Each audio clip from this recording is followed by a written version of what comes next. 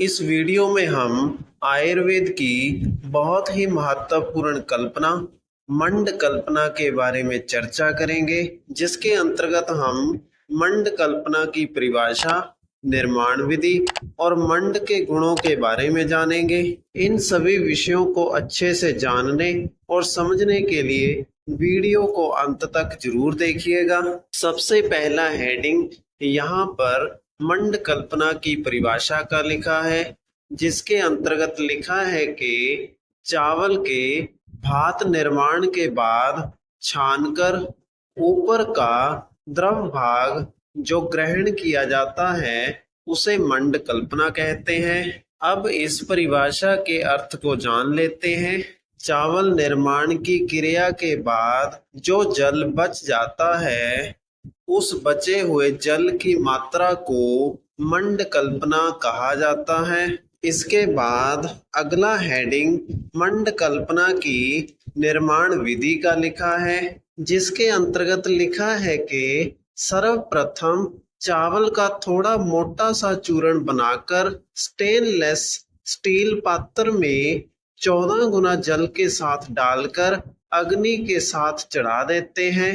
अब जब चावल पक जाए तो भगोने को उतारकर स्वच्छ नवीन वस्त्र से छान लेते हैं। इस द्रव भाग मंड में रुचि के अनुसार सेंधव लवण, शुंठी, काली मिर्च आदि प्रक्षेप करके रोगी को पथ्य रूप में पिलाते हैं।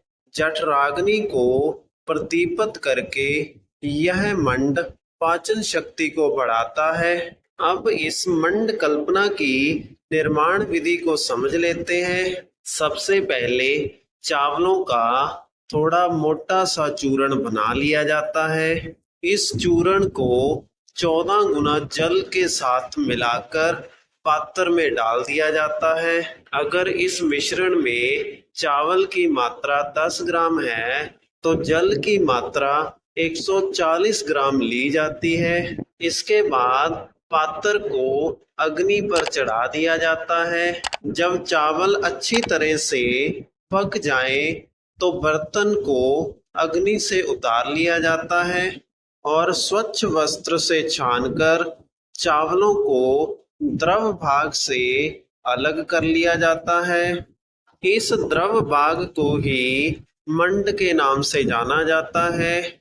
इस द्रव भाग में रुचि के अनुसार सेंधव लवण, सौंठ, काली मिर्च आदि प्रक्षेप द्रव्यों को रोग और रोगी के अनुसार मिलाकर पथ्य के रूप में सेवन करवाते हैं, जिससे यह पेट की अग्नि को बढ़ाकर पाचन शक्ति को तेज करता है।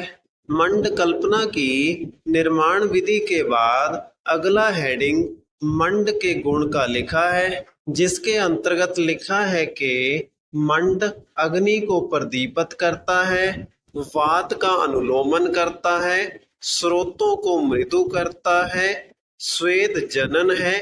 जिन लोगों का लंघन उचित रूप में प्रतिपादित हो गया हो, विरेचन सम्यक प्रकार से हो गया हो, स्नेह जीर्ण हो जाने पर जिन लोगों की तृषा बढ़ जाती हो, उन व्यक्तियों के लिए मंड दीपन लघु होने के कारण प्राण धारक है। तो अब हम मंड के गुणों को समझ लेते हैं।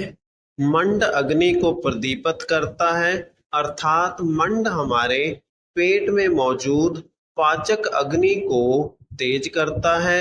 वात का अनुलोमन अर्थात वात को स्रोतों से गुदा मार्ग के द्वारा बाहर निकालने का कार्य करता है।